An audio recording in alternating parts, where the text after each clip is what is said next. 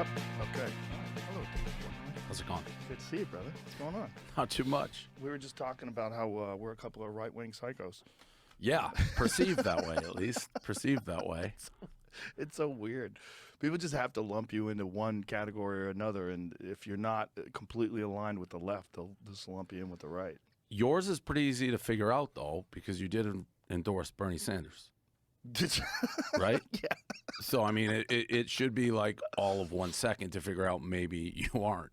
Yeah, but that doesn't mean anything to anybody. It's just, we're living in the weirdest time. People just want to categorize people in a tweet. You know, they want to categorize people in 140 or 280 symbols.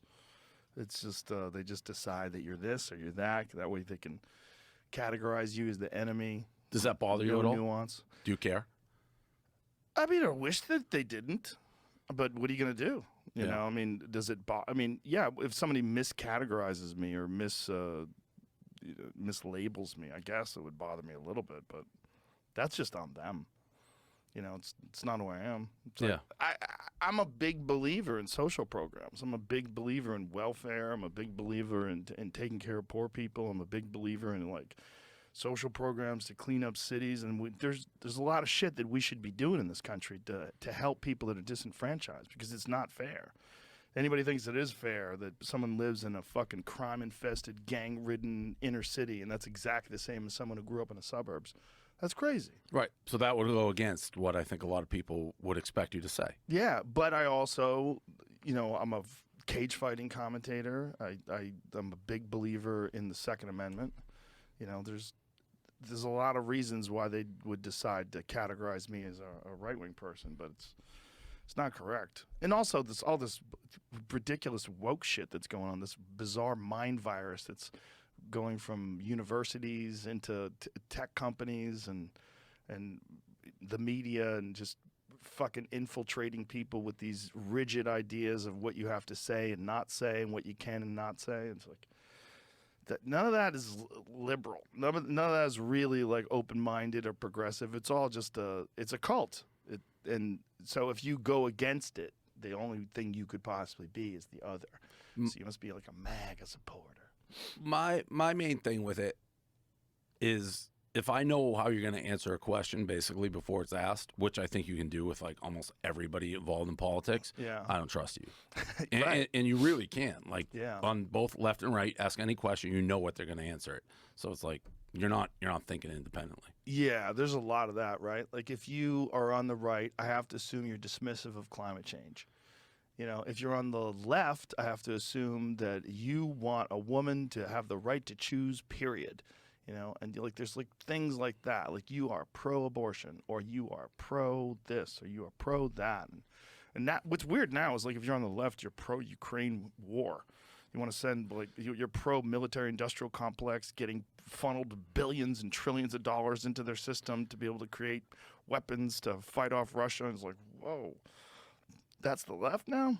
And really, that should have nothing to do with either side, really. No. Like, I mean, how you feel about that, I don't think should be left or right. I mean, that's a super complicated issue, to be honest. For me, at least, it's like Ukraine. Like, you don't want a country being invaded that doesn't want to be invaded. They're not Americans, but they are humans. Yeah. So it's like, what do you do? Well, like, what do you do there? It's a tough situation. It's very tough. And it's also very complicated, too, because there's NATO's involvement in pushing weapons closer to the border of Russia and trying to get the Ukraine to join NATO. And it's like Jack Ryan. Latest season, Yeah. Jack Ryan. It's literally sort of like that plot. But yeah, no, there is no easy answer to a lot of issues. But it's just so black and white, and that's no good. None of it's good. Yeah, this is a scary time to be alive. You know, someone told me the other day that Nostradamus predicted that there was going to be some sort of a World War III. But doesn't that every year, like, Nostradamus, though, just throws his hat on the field, and it's like it's vague enough where anything can be true. Yeah. So everything he's ever said can be true. Right. Didn't he predict someone named Hister that was going to start a world war? He came real close with, like, Hitler. That's like, have you seen the Titanic book? The book that was written about the Titanic before No. the Titanic? if you want to Google that, there is literally a book that is called, like, I forget the name of the book, but it's like the biggest cruise ship that will ever sail. It's going to hit an iceberg and it's going to sink. That is weird. But Nostradamus, I'm not buying the hype on him. I haven't looked into it. Now, if he has a guy named Histler. What does it say? What fewer people have heard, a short novel called The Futility, The Wreck of the Titan, published in the U.S., writer Morgan Robertson, a novel that tells the story of the world's largest passenger ship, the Titan, and how it sank after hitting an iceberg. A novel published 14 years before the Titanic sank. That's pretty crazy. That's crazy. It's called the Titan. Yes, and an iceberg. Wow. But I bet they hit icebergs all the time back then. Well, see, that's the Nostradamus theory, that if you do enough, like, I mean, you can at this point say pretty confidently there'll be another gigantic war at some point. Yeah. The problem is, how does yours stay lit? I don't keep puffing on it.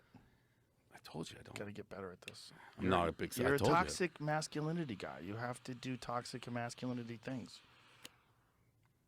Not a huge cigar guy. No. No, Like I mean, I do like them, but I don't smoke them a lot. I kind of quit when I started my paper route. We had a cigar company called Honeys, something Honeys. So it used to be a paper route. I delivered it, and it was like our first advertiser. I'd smoke them when I drove the Astro van. I got so high, and I was just done with them. When was this?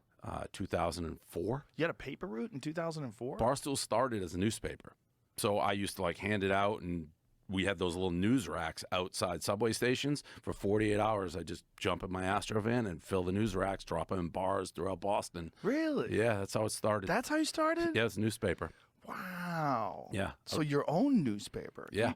Wow. I'd wake up like 4 a.m., go to the subway, hand it out to people, like walking by me, and just scream at them, like, take the newspaper. Yeah.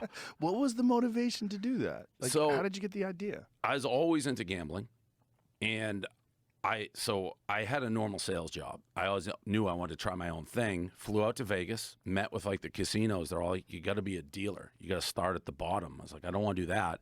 Talked to offshore casinos and said, how do I get involved? And they all said, at the internet at the time I did this, if you went to a gambling site, fireworks, pop-ups, look like you're getting your credit card stolen. They actually said, get us off the internet, put us in a physical newsletter, and we'll advertise. So I sold like a year of advertising before we launched, and it was a gambling rag. It was like a 4-page newspaper, but I sold the advertising, and it allowed me just to morph. So like during the course of the year, we slowly moved strictly away from gambling to more like men's interest, like girls and things like that. That's how it started.